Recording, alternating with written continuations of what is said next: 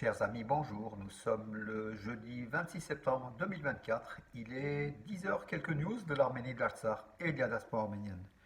Nikol Pachinian, le Premier ministre arménien, ainsi que le ministre arménien des Affaires étrangères Ararat Mirzoyan se trouvent à New York pour la 79e Assemblée générale de l'ONU. Voilà, donc Nikol Pachinian, qui avait rencontré donc brièvement Erdogan, le président turc. Ce dernier lui avait remis un livre donc à l'occasion de cette rencontre.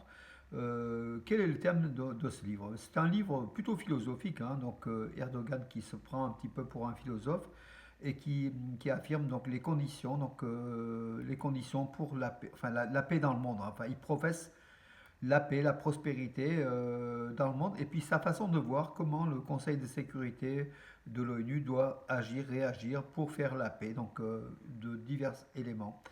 Voilà, Erdogan se prend un petit peu pour le sage, alors qu'il est quand même assis sur un pays qui a fait le génocide de 1915, qu'Erdogan ne reconnaît toujours pas, ce génocide, ce crime contre l'humanité, contre les Arméniens, et en plus il se permet donc de donner au Premier ministre arménien un livre comment dirais-je, qui vante ses qualités d'homme de paix, alors que c'est un homme de guerre. Hein, voilà, toutes des contrariétés, voilà, tout plein venant d'Erdogan.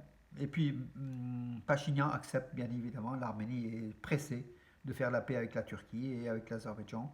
Donc voilà, tout passe, tout est bon pour que l'Arménie accepte. Voilà, quelle situation on est. Donc aujourd'hui, sans doute, il y aura une rencontre entre Anthony Blinken, le secrétaire d'État américain, Arat Mirzoyan, le chef de la diplomatie arménienne, et Ceyhun Bayramov, son homologue azéri. Donc ça aura lieu à New York, selon les médias azerbaïdjanais, dans le périmètre de la 79e Assemblée générale de l'ONU. Donc la dernière rencontre avait eu lieu à Washington, et ça n'a pas porté beaucoup de choses, à part que, bon, cette présence d'Anthony Blinken, donc comment dirais-je, dans les pourparlers entre Arméniens et Azéris, prouve une nouvelle fois que Washington est partie prenante de cette paix entre l'Arménie et l'Azerbaïdjan.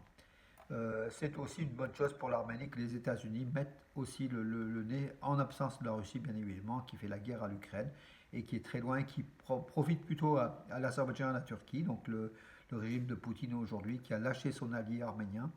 Et voilà, et la présence américaine est plutôt bienvenue pour ces négociations de paix.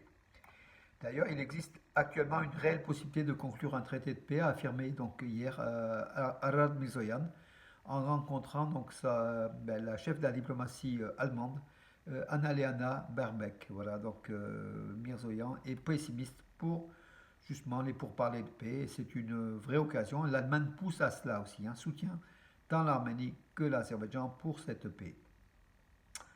Alors, entre janvier et août, l'indicateur de l'activité économique, c'est toujours une bonne chose au niveau de l'économie de l'Arménie, hein. L'indicateur économique de l'Arménie était de 9%, donc c'est une bonne chose, c'est un bon taux.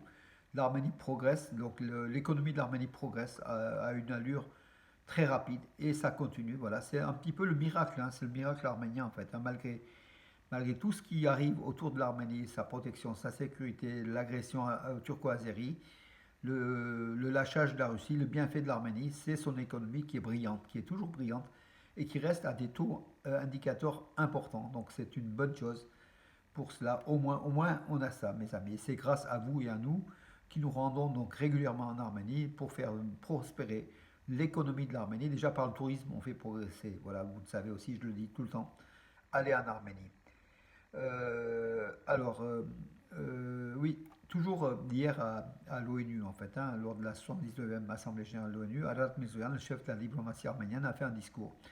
Il a affirmé qu'après le nettoyage ethnique au Haut-Karabakh, le patrimoine culturel arménien, riche d'une culture, d'une histoire millénaire, est menacé d'élimination. Bien sûr, l'Arménie pointe du doigt l'Azerbaïdjan qui détruit le patrimoine culturel, historique, religieux arménien de l'Artsakh, où les Arméniens ont vécu durant des millénaires et qu'il y a un an, ça a été au prix d'un nettoyage ethnique, donc ça a été dépeuplé. Aujourd'hui, il ne reste plus que 11 à 14 Arméniens vivant en Artsakh et dans des conditions difficiles, puisque souvent c'est des handicapés ou des personnes très âgés ou des personnes très malades, impossible de bouger donc de leur domicile. Autant dire, le nettoyage ethnique entier de la République d'Artsakh a été réalisé par l'Azerbaïdjan, pays dictatorial qui malgré tout bénéficie de la diplomatie internationale, ne serait-ce que par l'ONU, l'obtention de la COP29 en novembre prochain. Voilà donc tout aussi donc les paroxysmes, tous les dilemmes, en fait, toutes les bizarreries de la diplomatie internationale. On est criminel et puis on passe pour des humanistes, pour des gens gentils, alors que c'est un autre visage, le réel visage de l'Azerbaïdjan. Euh, alors oui, une citadelle princière de Kapan, Kapan qui était le chef-lieu, qui était la capitale du royaume de Sunik, en fait, le royaume arménien de Sunik, une citadelle du 10e, 11e siècle, donc de 1000 ans, a été découverte oui, à Kapan, donc le chef-lieu aujourd'hui, la capitale du Sunik. Donc ça a été mis, c'était sous des bois, sous des arbres, c'était caché. Donc les ruines en fait ont été mises à jour depuis un mois. Donc les archéologues arméniens y travaillaient. Et ce palais princier en fait, hein, donc avec des maisons d'habitation autour, hein, et qui forment un petit peu le cœur de Kapan, de la ville de Kapan, avec ses princes, et a été donc mise en exergue. Et les fouilles archéologiques continuent. Hein, voilà. Donc selon comment dirais-je, le gouverneur du Sunik, qui s'est rendu sur place, voilà, donc il affirme que c'est un lieu important. Donc ce gouverneur s'appelle Robert Gougassian.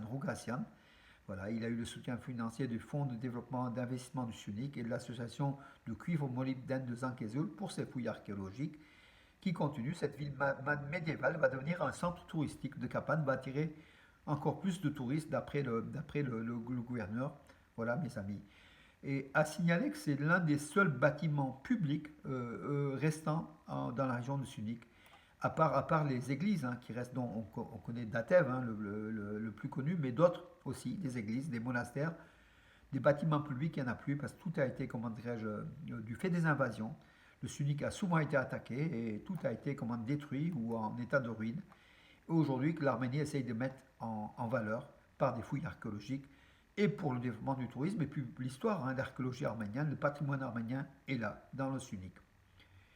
Donc hier, c'était l'anniversaire, donc le premier anniversaire de la triste tragédie, la pire tragédie de l'histoire des Arméniens de l'Artsakh avec l'explosion d'une station-service sur la route entre Stepanakert et Askeran, alors que les réfugiés, les Arméniens de l'Artsakh s'apprêtaient à quitter l'Artsakh, chassés par les soldats azéris il y a un an. Ils faisaient le plein d'essence, le plein de carburant, et cette station a sauté, donc on ne sait pas pour quelle raison. Il y a une explosion, donc tout a brûlé, tout a sauté, donc il y a eu 219 morts, c'est énorme, 290 blessés, et 22 personnes qui sont toujours à l'heure actuelle sans nouvelles, enfin on est sans nouvelles, disparues, 22 personnes aujourd'hui, un an après ce terrible séisme d'il y a un an dans cette station-service. C'était l'Artsakh qui vivait quand un drame a vécu un drame. C'était le drame dans le drame, le gros drame, voilà, tout simplement. Voilà mes amis. Écoutez, j'en ai fait le tour. Oui, bravo à Emma Borossian en haltérophilie junior hier à Léon en Espagne. Elle a été championne du monde junior donc d'haltérophilie dans la catégorie des 82 kilos. Voilà, bravo à Emma. Donc retenez son nom, c'est une, comment dirais-je, ça sera une très très grande championne, hein, Emma Borossian en haltérophilie féminine. Hein, voilà, donc dans les 81 kilos catégorie. Bravo elle, avec un 233 kilos au total, avec une médaille d'or mondiale de junior. L'Arménie a eu aussi 2 médailles de bronze lors de ces compétitions de Léon en Espagne, qui continuent toujours, hein, donc encore aujourd'hui. Et puis bravo encore à Elina Avanessian pour l'Arménie, sous les couleurs de l'Arménie en Chine, au tournoi à l'Open de Chine à Pékin.